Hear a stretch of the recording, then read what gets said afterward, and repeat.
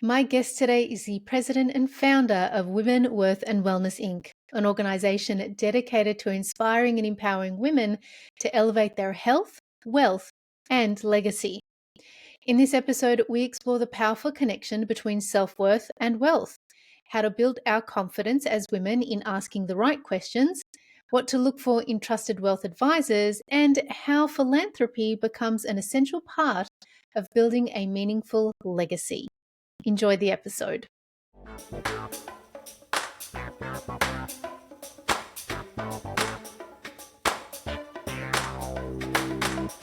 Hello, beautiful humans. Welcome back to another episode of the Skin I'm In podcast. I'm your host, Chanel, and this is the space where real stories meet radical self-discovery. Here, you'll find peace through clarity, purpose through inspiration, and the permission to be your authentic self through the stories of men and women who've walked the path before us. If this show moves you, hit that like button, share it with someone you care about, or subscribe so you never miss an episode. That small but powerful act helps the show grow and brings in the guest you most want to hear from. In return, my promise to you is that I'll keep showing up with the raw, the real, and the conversations that crack us wide open, reminding us we're not alone. So, let's dive in and find the light in the shadows together.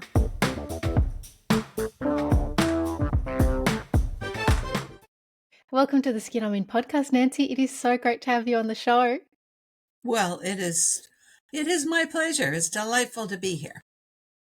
Thank you. I am so looking forward to this conversation because there are so many things that you said to me the last time we caught up that just really resonated, and I'm looking forward to sharing them with my audience. You describe yourself, Nancy, as someone who is a connector and influencer. When did you realize that you had this gift of bringing people and ideas together? That's a really good question. And the person that helped me with that, I said he should have put a trademark on that because I had sold my wealth advisory practice, meaning my clients, and I'd kept the trademark brand Women, Worth and Wellness. And way back when I did HR, I was a coach for helping people put resumes together, but this one fellow was renowned for doing fabulous resumes.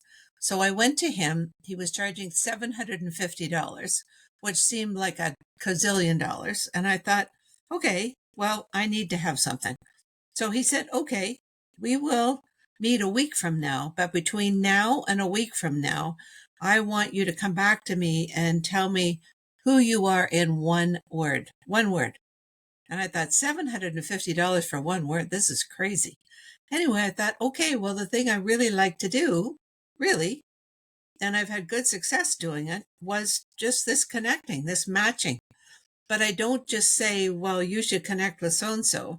I connect because I want you to meet that person because of blah, blah, blah. So you're really building on that. And this one person said, no, Nancy, you are an influencer. You're connecting and you're influencing. So it has been, and that's over 10 years ago. And so now when people ask me, that's exactly who I am. This is exactly what I do. And if they're still listening to me, then I can give them some examples. But really, it is the essence of who I am. And that was the best $750 I ever spent. What about that resonates with you, though? What is it about connecting and influencing people that you think you really enjoy? I really, really, really like the role of being a catalyst. I don't like to be the person who's all about me. But when I'm talking to you, if I know this person over here, then really I can't stop myself from saying, oh my goodness, you should meet this person because they are blah, blah, blah. And just bringing those people together and helping each advance who they are and what they're doing really just gives me great joy. It really does. So, I guess we each have gifts. I never would have described myself as that before I had this conversation with this person. I never would have. But it just brings it right down to the essence of who you are and what you love to do. And when I was a wealth advisor with clients, that really is the essence of what you are all about, because you've got this whole suite of wealth products and advice and services that you can provide. But you really need to know where that person is coming from and what their priorities are so that you can do that matching. And so, talk to me about your life as a wealth advisor. Where did this come from for you? Because you were working specifically with women, is that right? Well, I was recruited into the industry, and I was sorry I hadn't been there 20 years earlier, because it's just a wonderful, wonderful role for women. And for any woman who's listening, who's even thinking about this, go for it. Really go for it. It's just a perfect role for women. But what happens is you've got to have all your licenses. And obviously, you're working with a great company who's going to give you a lot of training. But once you get all the training and you've got all your licenses and you're all ready to go, they say, okay, now, Nancy, you've got to go find your clients. We don't have any clients for you, but we will tell you from our training that the clients that you want to work with are ones who you feel you can add the most of value to in terms of their future. So that's when I decided, okay, I'm going to focus on women, not exclusively, but it was in the 90s. And that's when women were really starting to earn more. And that's also when women decided they wanted to learn how to golf as well. And so it's like, okay, so started to work with women. And as you start to work with women, a whole new world unfolds. I mean, a lot of this you've experienced yourself, but once you start hearing other women's stories and challenges, then it was my pleasure to do my best to look after them. What do you think the difference is in the challenges that we as women had in the 90s to what we're facing now that you're seeing in the landscape? I think they're still the same. I think they really are still the same. Obviously, there are all sorts of differences that have occurred since then to now. But the one piece of advice that I tell women is you need to own your future. You need to own yourself. You need to own yourself as your number one asset. And more often than not, women don't think they're worthy because they're too busy looking after everybody else that they're not paying enough attention to themselves. And so we know the routine when you get on the airplane, put the oxygen on yourself first. So, okay, now you've got the oxygen on, but it's like, okay, now what are you going to do? Like, now what are you going to do? And women have so much capacity and capability to do so much more that I remind them they're the number one asset. They are worthy. Make sure you're doing everything you possibly can to make sure that you're as healthy as you possibly can be. And then the wealth comes next. But we know that if something goes wrong with your health, that ends up being a showstopper. Yeah, and you do say that health and wealth are inseparable. So, can you talk a little bit about that? Definitely. When I was a wealth advisor, people would come to you talking about putting their retirement plan together. And, you're talking about different parts of investing and yada, yada, yada. And with a wealth advisor and a health advisor, you still have the same priority. The most important thing is that you know your client.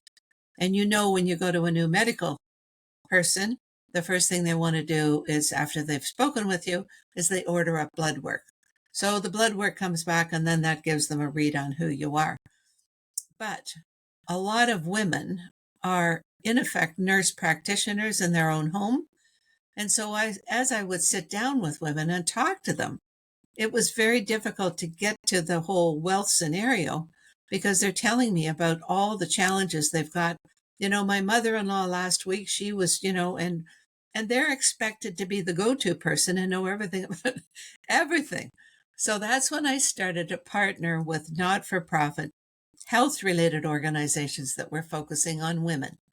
So that by doing that, I'm not an expert in health, but all these other organizations are. For example, in Toronto, where I was living at the time, we have a hospital that's called Women's College Hospital, over 100 years old. And of course, their whole focus is on women's health. So I immediately started to partner with them in terms of all the different things they were doing.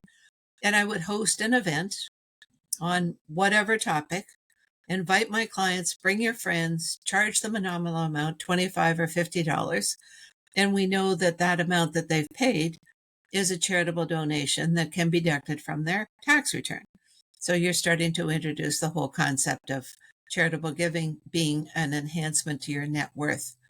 And of course, fast forward 30 plus years, now women are earning a whole lot more, but they're also inheriting with a whole lot more to come. So now women are really, really stewarding incredible wealth, which is a great thing And if women really care about health, being a philanthropist, you can circle back and donate to your local hospital or your local Heart and Stroke Foundation, whatever cause you care about.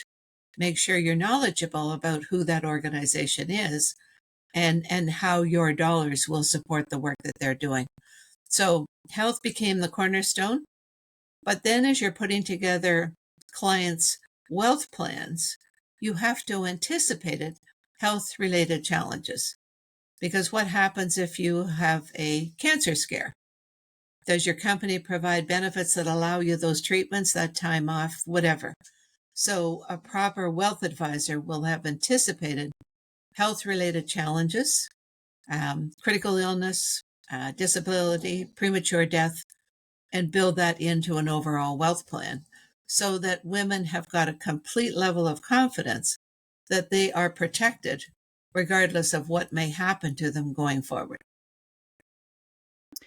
What are some of the things that women should be looking for then when they are looking to get into philanthropy or build their wealth? Or can you actually define wealth? Because I think people have a contorted view of what wealth actually is. Can you define wealth for the listeners?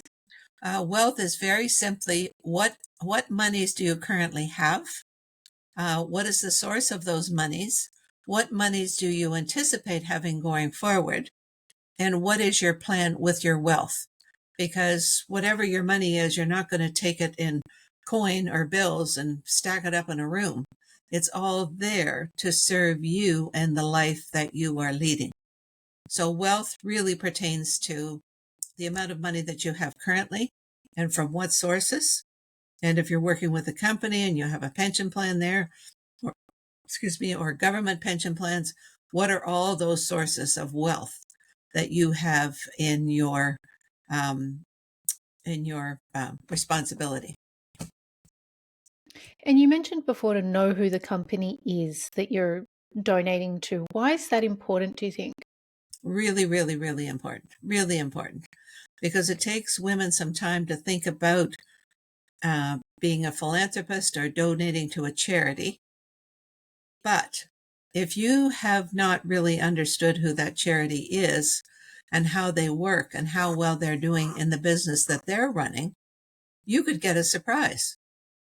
And the last thing that you want to do is, having made a decision to be a philanthropist and donate some dollars, to find out that that company is offside for whatever reason, or maybe they have some employee that's been charged for whatever. We never want it to be the day after when we get a big surprise. And that's how a really, really sophisticated wealth advisor can help you with some of those things. I'm thinking about donating to these two different groups. Do you know anything about them? Is that something that you can help me with? So that ask that wealth advisor to do some discerning probing to ensure that you're not going to have some surprises. And of course, there's lots you can do on your own. Like I often say the best place to start is with your local hospital. Everybody needs to have a local hospital, but they're more often than not offering different events. So go to those events, take some friends with you, ask a bunch of questions.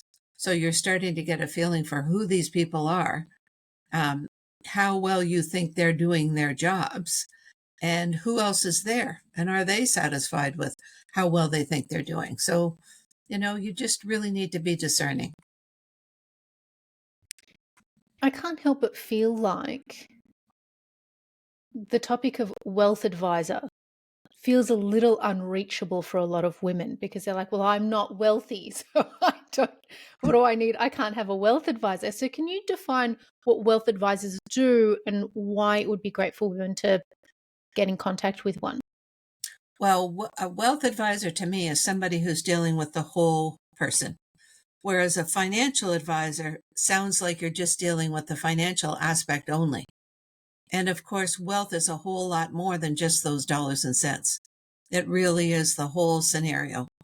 And I often tell people that if they do not have a proper wealth advisor currently, somebody who's got all the credentials, all the experience, and looking after you exceptionally well, if they don't have your back, then that you're not working with the right person.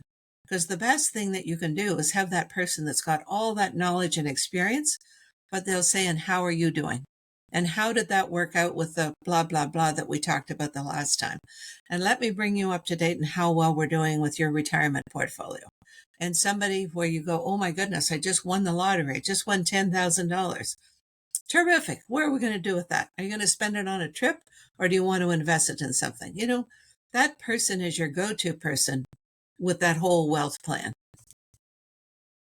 And so what are some of the things that women should be looking for then in a wealth advisor? Because it would be a person you're putting a lot of trust into. So what should we be looking out for? Exactly. Well, often the best place to find someone is through people that you already know, like friends and family. Who are you working with? How well does that person look after you? You're not asking them to share their whole wealth scenario with you. That's not the purpose. But how well is that person looking after you? And can you give me some examples of what they've done that really has you saying that person has my back? I'll give you an example. We had a friend staying with us this past summer, and she's retired, goes away. Markets go up and down. She doesn't want to be bothered with that. She just wants her monthly income from her portfolio. So she was staying with us, and she said, Nancy, I've got a Zoom scheduled with my guy. I know him, know her well. And I would like you to just listen in. He won't know you're there, but I really want you to, give me the level of confidence that I'm being looked after well. I was surprised that you asked, because her guy is a great guy. And I was surprised that she had some concerns that maybe she was missing something. Anyway, of course, on they come. And so he starts to go over what he has for her. And he says, at any given point in time, I have 3 years worth of monthly set aside. And that happens all the time. So lots can happen in the markets within 3 years. But I want you to know that those monies will always be there for you. And we're not going to draw your portfolio down if the markets go down. I've already got that set aside. And then he said, I know from time to time you like to take out a lump sum. I've allocated some dollars over here. But then he said, in the meantime, with your, we've got investment portfolios that are for retirement, and then we have investment portfolios that we just call your open portfolio. He said, I want to take some profits because they've a few of these holdings, and he gave her the specifics on the holdings. I've taken profits on these 3 that exceeded our benchmark. I want to take those profits and I want to invest in, gave her the names of where I was investing, because a lot of seniors end up in conversation at cocktails talking about their portfolios. And you don't want to look like you don't have a clue what's going on or what you own. And so she was armed with the specific, like if she wants to get into the conversation. And so then he said, okay, these dollars that I've got set aside, would you like a lump? She said, yes, I would. Anyway, all tickety-boo. I thought, oh my God, this is beyond perfect. So then I primed in and I said, that was an absolutely superb interaction. She's feeling fabulous. You've simply done your job, because he was very specific. He didn't just say, no, everything's looked down. I've got this. Don't you worry. Don't you worry. I'll be looking. You don't want to hear people say that. You want the specifics. And so she'll be checking back with him probably at Christmas time. Every 6 months and with Zoom these days, it's so easy to do it. You don't have to drive through traffic and pay for parking and, all that stuff. You just Zoom for 15 minutes and you're up to date. So that's what a good advisor is. Now, I'm a certified financial planner, and I think that's a global designation. And so another way to find somebody is just go CFP near me, and up they come. So you can just do a cold call and meet with somebody. And I found that women, once they start to ask questions and start to understand, now they've got a new level of confidence, and now they feel more confident to keep on asking questions, which is so important. You're the number one asset. You keep asking questions until you know you've got the answers. That's really valuable advice, because I think a lot of women would walk in and be like, I don't even know what to ask and I don't want to look stupid. Who do I actually talk to? Is this the right person? Are you going to help me? Are you going to take advantage? Which is a shame, because we've experienced it so many times over and over again in different areas of our life. And so that and the discomfort that we have with money and investing and what do we do with our money? We have money, we're independent. That discomfort is something that we also don't talk about. So, how do you help women shift from that being afraid of finances or having fear of finances to feeling empowered with their finances?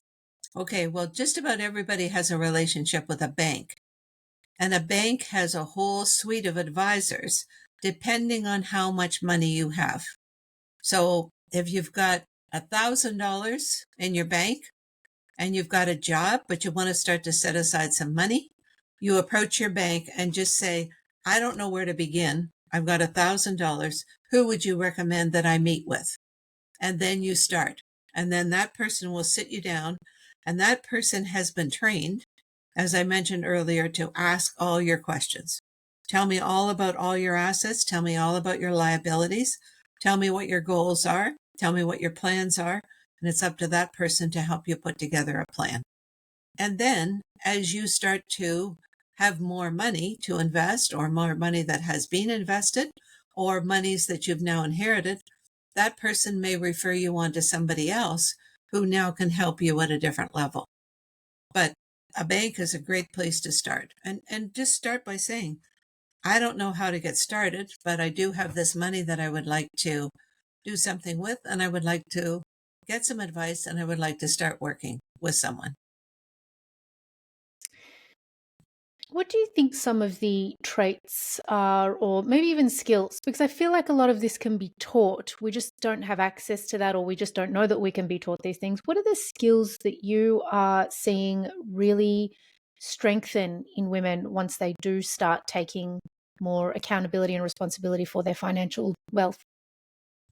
Just a whole new level of confidence. Just, you carry yourself differently when you feel like you understand this. And the only way you'll understand it is, I mean, you can do some reading, you can go to some seminars, and often banks will be doing seminars. And that's a great way to kind of come into the situation from a distance without it being one-on-one right off the bat. But then once you start into it, just start asking questions. And, 6 months into, after you've got a plan in place, you do a review. And that person, your advisor, should say, well, I want to break the same way I mentioned with this one. But at that point, you can say, well, in the meantime, these are questions that have come to mind. And it's just an ongoing fabulous dialogue. And you just get more knowledgeable, and you just get more confident all the way along, all the way along.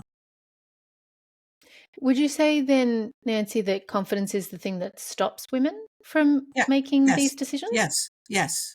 Yeah. Definitely. Because women It's like never want chicken to or look the like, egg. yeah, women never want to look like they don't know.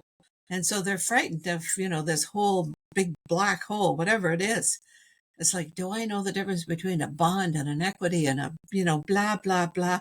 It doesn't matter. And of course, now we can do ChatGPT and Google and all sorts of other things. But sometimes, not every woman likes to get information that way. They like to talk to somebody. And so get right into it. And the sooner you get into it, the better, really. And of course, time is your friend, because taking advantage of things when you're younger and getting that knowledge base in place, it's there then to build on as you go along. The other thing that I'll mention at this point is insurance. Once people start into investing, they're not thinking about insurance at all. And then sometimes, insurance has got a bad reputation. So you start in talking about investing, and then that advisor will mention insurance. And then it's like, okay, I knew you were going to sell me some insurance. I knew this. I've heard about this, and I don't.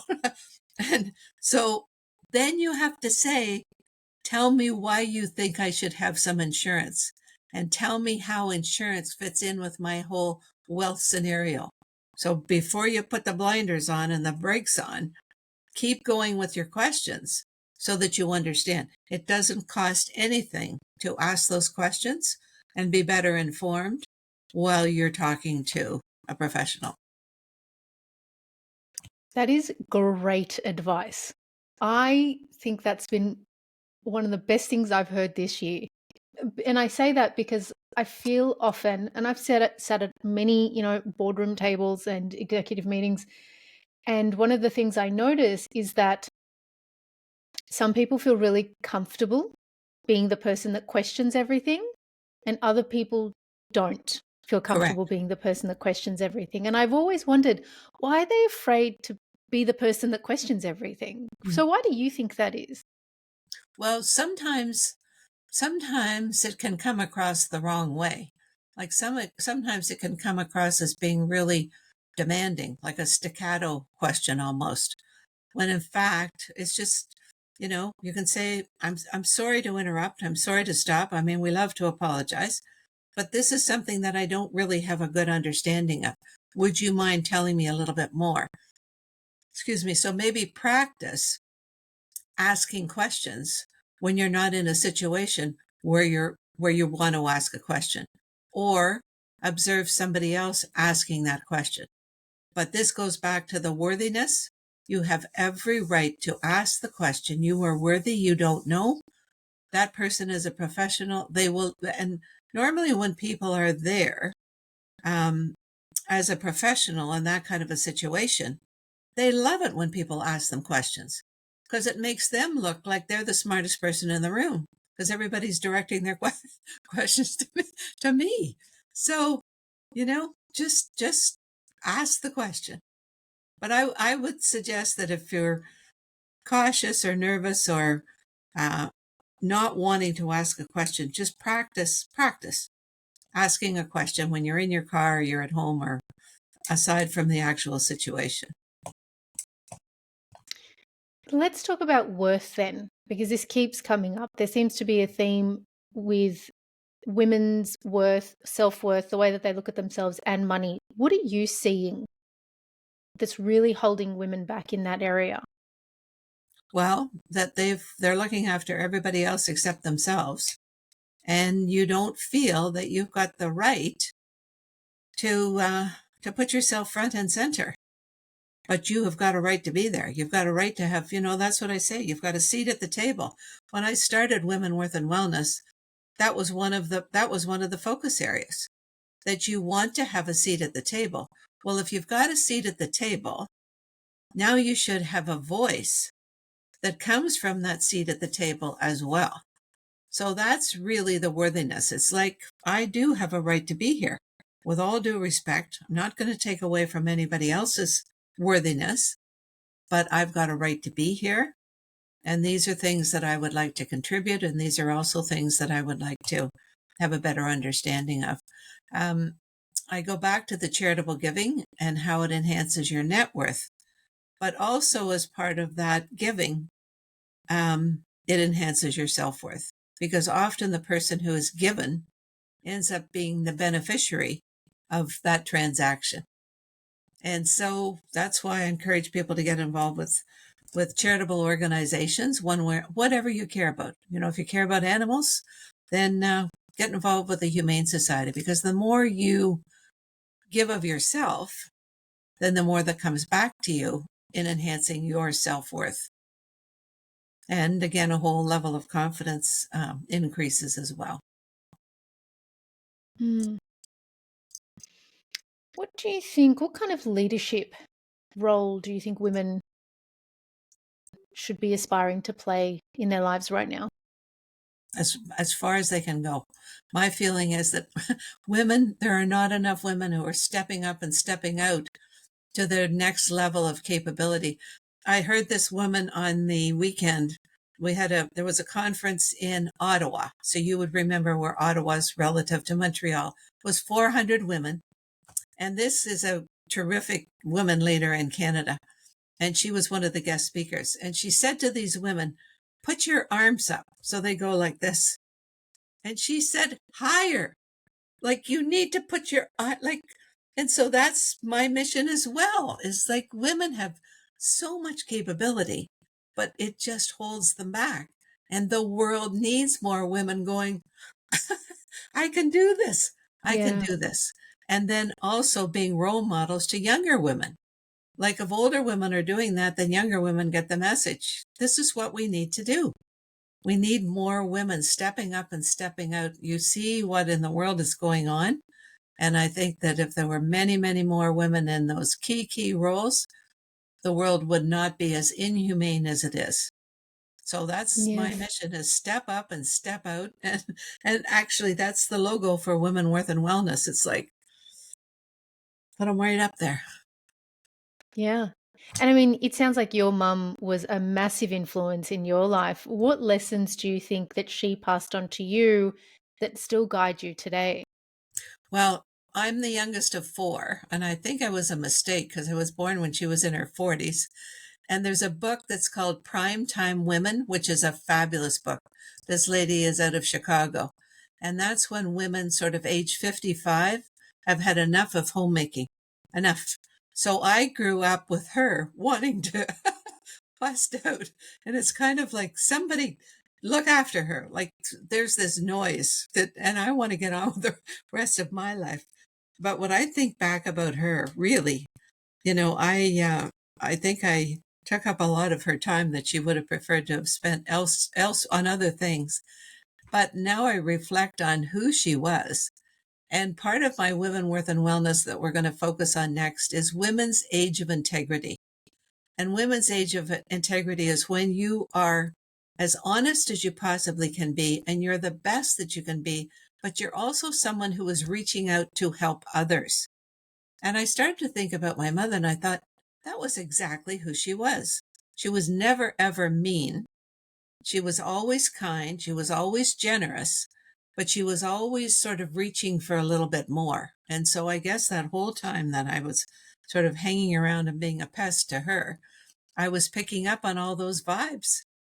And, that's, I think, if women, and the age of integrity is really women knowing that they're worthy, but once they know that they're worthy and they believe that they're worthy, then you're more willing to reach out and to help others to come along and for them to reach as high as they possibly can be as well. I think that's so important, rather than all the focus on you all the time, like, oh, my hair isn't right, or I don't have that, which women often do. Forget about all of that. You're a terrific person. You have a right to be here, and you have a right to put your best out there to help other people be their best. Why is this work so important to you? I just love all the various aspects of it. I mean, as I've been doing all these podcasts, I realize that the brand is stronger than ever. Because when we talk about women's health, think about women's health around the world, really. And Melinda Gates has dedicated 100 million, I think, to research on women's health. Women's health has been overlooked for so long. We were always, whenever the research was done, we were always considered to be little men. And so if you can help women be that much better, and of course now with women with new wealth that they're earning and inheriting, there's such a huge power opportunity, really such a power opportunity, which is incredible. The one area, though, that really needs attention, and this is, women really are still rising to new levels. But the one group that's sort of been overtaken is young males. And we know that that's a whole new challenge.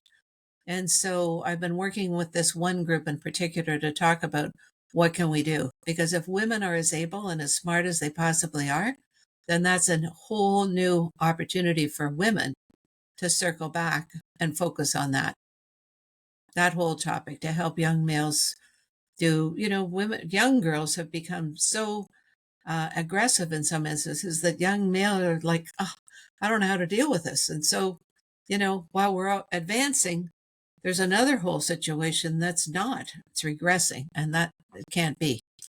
We want equity. We've always wanted equity. So we don't want to have anybody left behind.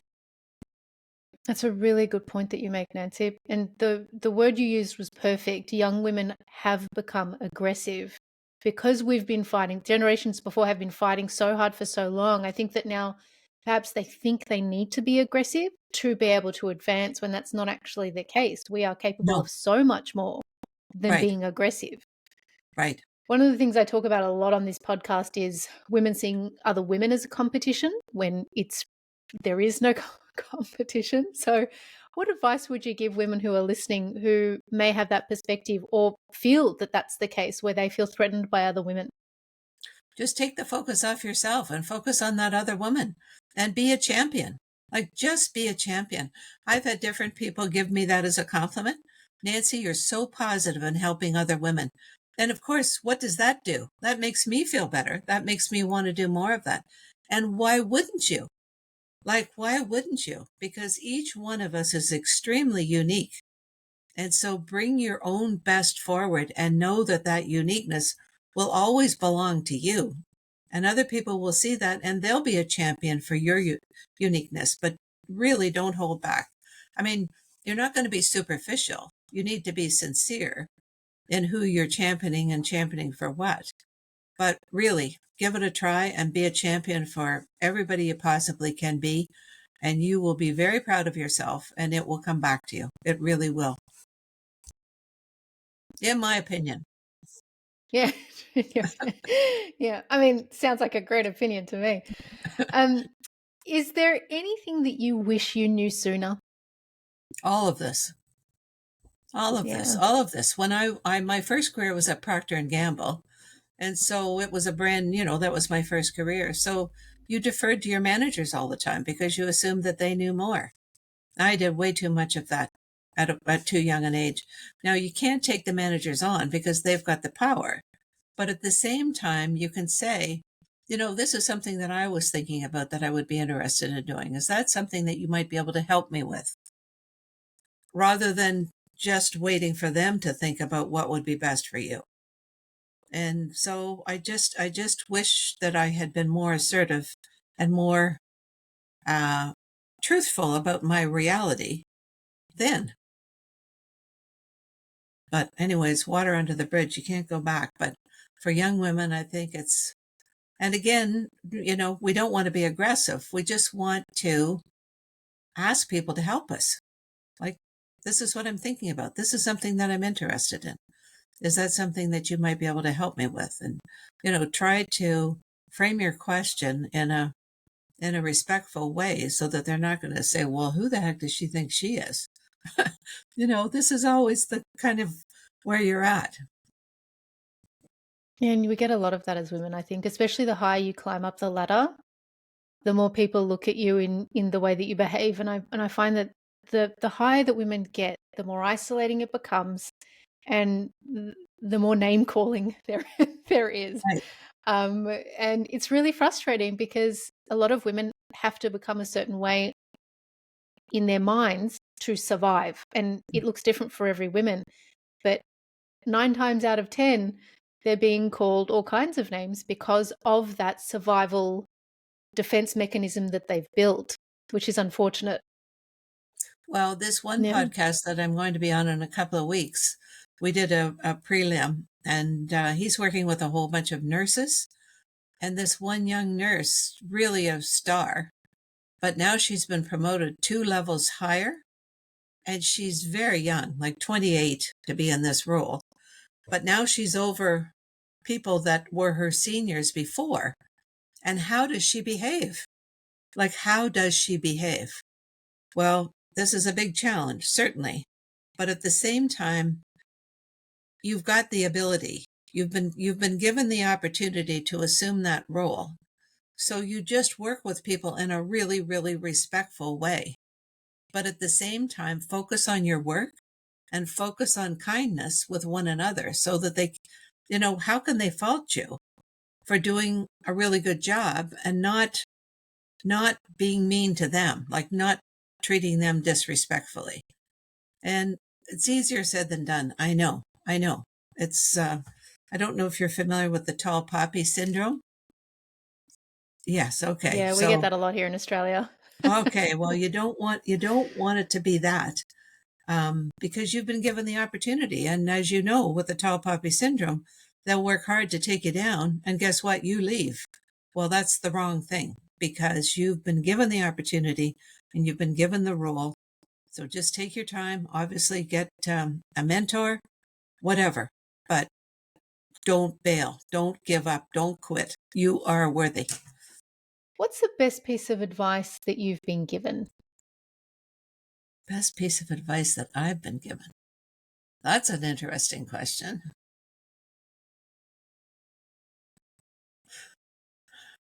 Well, I had this client way back when, and I had done an event. I forget what that was all about. Anyway, afterwards, she came up to me and she said, "Nancy, you did a terrific job." She said, "What you did was what any mother would be proud of." I thought, now isn't that an interesting? So I think probably it's just keep going. I was the president of our Rotary Club last year, and different members would say, "You're doing a great job." So all of it, I guess the advice would be to keep on doing what you're doing. I mean, we'll certainly hear about it if people don't like what we're doing. You very seldom have people, helping you along the way with some positive feedback. It's like, you know what? I don't think that was a good idea, what you just did, whatever. And so I guess it's just a cumulative group of comments about keep on doing what you're doing. I'd love to know, Nancy, what it is that you love most about the woman that you are today and perhaps what you're most proud of. That I've survived. I wasn't Well, expecting that. yeah. No, well, last year was really interesting because I'm new to this community, fairly new.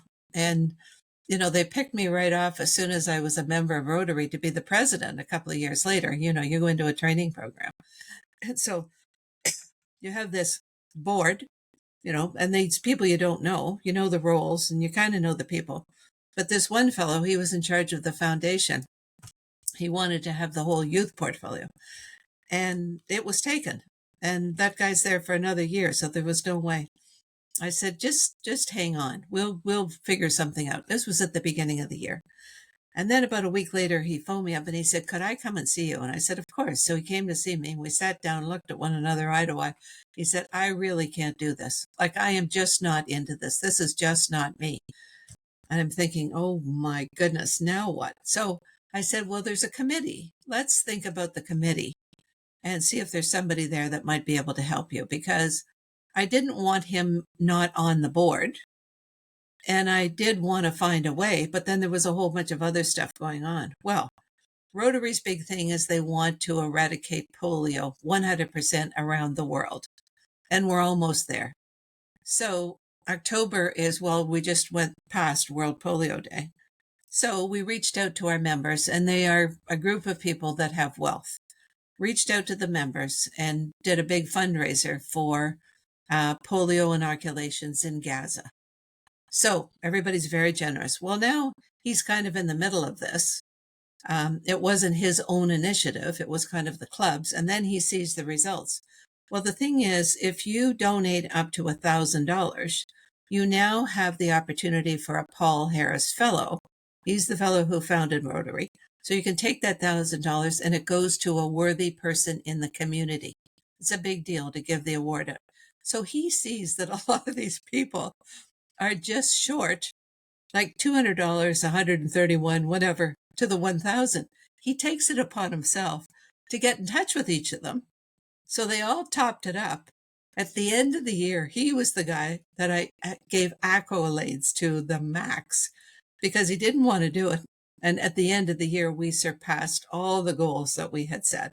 So, you never know. Like I was proud of myself that I didn't make it a big deal and just bail and replace him. And, then he's feeling badly, of course, that he wasn't able to fulfill the responsibility. It just turned out to be a big, huge success. And it's just, like, don't get ahead of yourself. In Canada, as you probably know, we say, don't get ahead of your skis. Yeah. And tell me, what is it that you love about the woman that you are today? Well, that there's more work to do.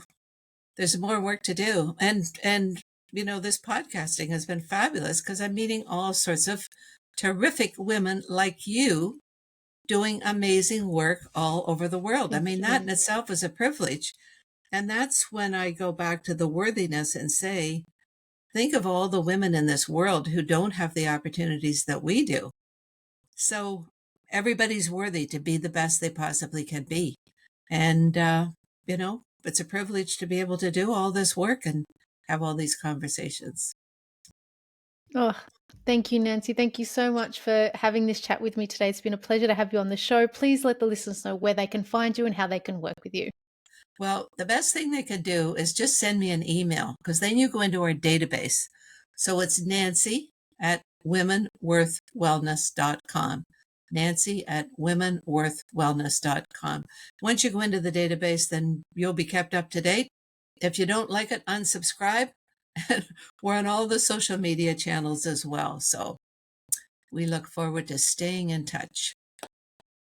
It's amazing. If you are interested in connecting with Nancy, I will include in the episode description and across socials links and ways you can do that. So if you haven't already, head on over to Spotify, Instagram, Apple Podcasts, and follow the Skin I'm In podcast to be the first to know when new episodes drop. Nancy, thank you so much for being a guest on the Skin I'm In podcast. You're welcome. Thank you so much. It's been a real pleasure. Keep up all your great work. Thank you. Our self-worth defines what we create and attract in our lives. When our self-worth is low, we accept breadcrumbs and call them sandwiches. We say yes to people, situations, and opportunities that hold no lasting value. But when we start building our worth, everything changes. We begin to see that we have always been deserving, that the seat at the table was never something to earn or wait to be invited to. It's been ours all along. We just needed the courage to pull it out, sit down, and own it. One of the greatest lessons I've learned is that I'm the one who stifles my own growth and therefore my own wealth and the capacity to earn. I've been my biggest obstacle over the years, and when I don't achieve something, I now know it's not luck or circumstance or somebody else's fault. It's me. Radical accountability gave me my power back, and it pulled me forward. I now do things knowing that it's me that's the catalyst, and that is so empowering. When I started this podcast, I didn't want to do video. I didn't want the world to see me. I would even tell guests things like, oh, you can come in your pajamas. It's no big deal. We don't do video here. I played it off as comfort and convenience, but the truth is I was playing small. I didn't want to be too much, ask too much, or take up too much space. And of course, hardly anyone listened. Why would they? If I didn't think it was important enough to fully show up for, why would anyone else? How deluded was I? Super delulu. But you know what? The moment I decided to take up space, to own my voice, my presence, and my message, everything shifted. The audience grew. People started tuning in, not just because they knew who was on the show, but because they felt something. That changed everything. So when Nancy brought up tall poppy syndrome, it hit hard because that's what I'd been living, cutting myself down and selling myself short before anyone else could. And so when I see women out here pioneering new ways of working, leading, closing pay gaps, earning accolades, and fighting for our seat at the table, I'm left wondering why we're even fighting for it still. The truth is, our place was never up for debate. It's ours to claim, and it always has been. We just stopped believing we deserved it, and it's time to take that limiting self-belief system and put it in the bin where it belongs. Because when women start building their self-worth, guys, they start building real wealth, the kind that changes families, futures, and generations. Because a woman who knows her value doesn't just rise, she reaches back. She teaches, she guides, she cheers other women on until they see it in themselves too. That's how we build generational wealth, not just through dollars, but through belief, confidence, and collective courage. It starts with one woman deciding she's worthy and then showing others that they are too. So, are you going to be that woman today? With gratitude and grace, have a wonderful day.